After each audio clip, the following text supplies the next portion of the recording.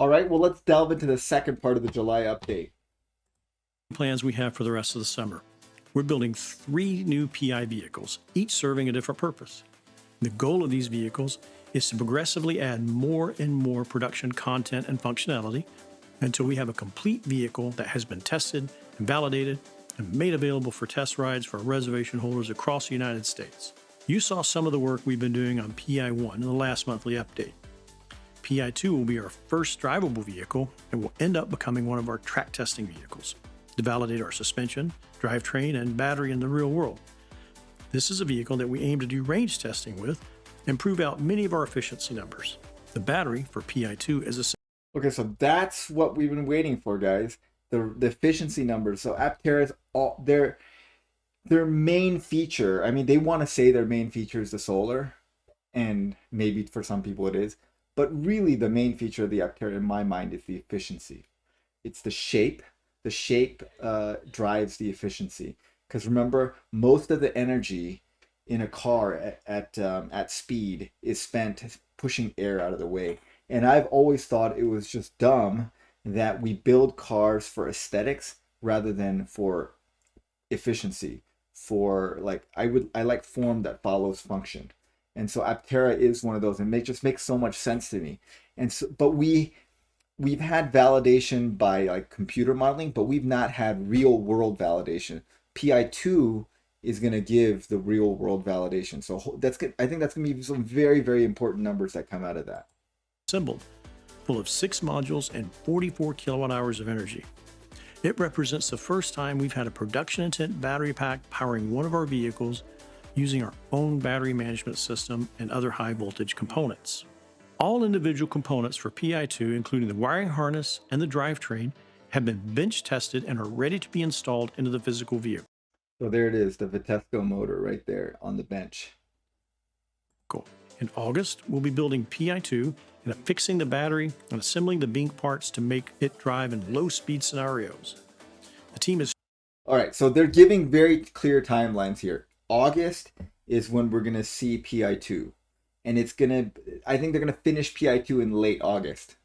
So I guess people that voted August, they might be right. Those few optimistic people, first drivable vehicle. So PI2, late August, hopefully. At first, it'll be just low speed, and as they add more things, they're going to go up to high speed. Striving to have this completed by the end of August, assuming no unforeseen supplier delays. After a certain amount of firmware testing, it'll become a high-speed capable track vehicle. PI3 is a mirror of what the electrical systems team has integrated on the bench. This means it will end up more complete than PI2, which will always stay a track vehicle. PI4 is going to be used to validate the exterior A surfaces. So I think PI2 is going to have, like, interior bits are going to be real ugly. Like, there will be no interior bits. It'll look like a lot like beta. But it sounds like it's going to have enough external bits that you can do range testing. Because to do accurate range testing, you're going to have the outside fully covered, or else the aerodynamics are going to be terrible. So at least the outside's going to have everything covered. So I think exteriorly, it may not look, it won't be wrapped or anything or look pretty, but it should have at least all the pieces. And interior components.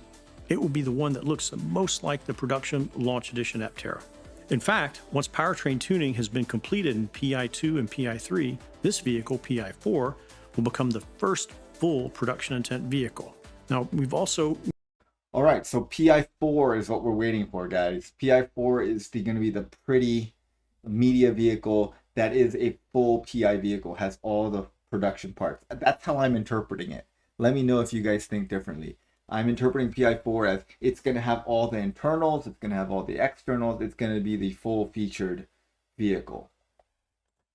Gotten the production glass for PI2 all the way through PI4, including the windshields and the window glass. I'm thrilled to see more production parts from real-world Tier 1 suppliers arriving every... That's cool. You can see the window in the door here. And so they've gotten all the glass. So this is what we were told from Chris. So Chris has been really cool and hanging out with us in the Discord channel immediately after these things and answering lots of questions. So we asked him, what is the timeline?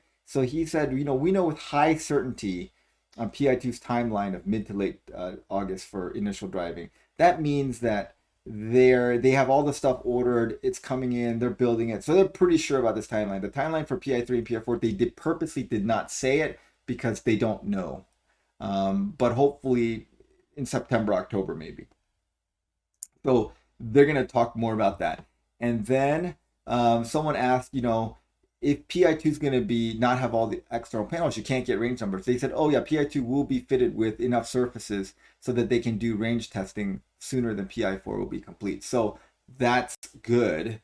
And then there was another part where Chris basically said that PI 1 through 4 can be built right now with the money they have on hand. PI 5 to, you know, 11 or 12 or whatever, that's going to require the funding from this U.S. Capital fundraise, the convertible note fundraise, to happen, to get the funding to build out those things. So it looks like even full validation is going to require this this funding to come through.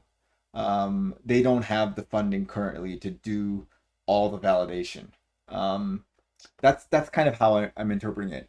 But here it is. Yeah, the glass is here. They're going to get done. PI4, that's okay. So PI2, when that gets built in August, so hopefully in September, like if they're going to let people ride along with it, I think initially the low speed, not that exciting, but maybe, oh, sorry. Every day. Maybe when PI2 can do high speed testing, if they're going to let people ride around it, I'll head down. If that's not the case, might have to wait until PI4. I mean, if they're not letting people take rides in PI2 or PI3, might have to wait till PI4 before that happens. Okay, so don't know when that is, but can't wait till that happens, PI4 or a ride in PI2. So I guess I could be making a visit to Aptera as early as kind of mid to late September, or if they're letting PI2 be written, or it could be PI4, and that might, who knows, that might be like October, November, even possibly even December. Hopefully not, but we're going to play that by ear.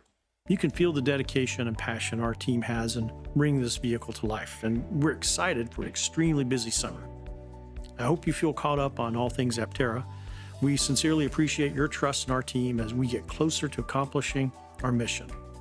I'm going to get back to work now, right over there in that desk, and I'll see you next month. All right, great. And then later on today is going to be the podcast where they talk about the drivetrain in depth. Definitely going to check that out, and we'll talk about that after that podcast is released. All right, thanks for watching, guys. Have a great day.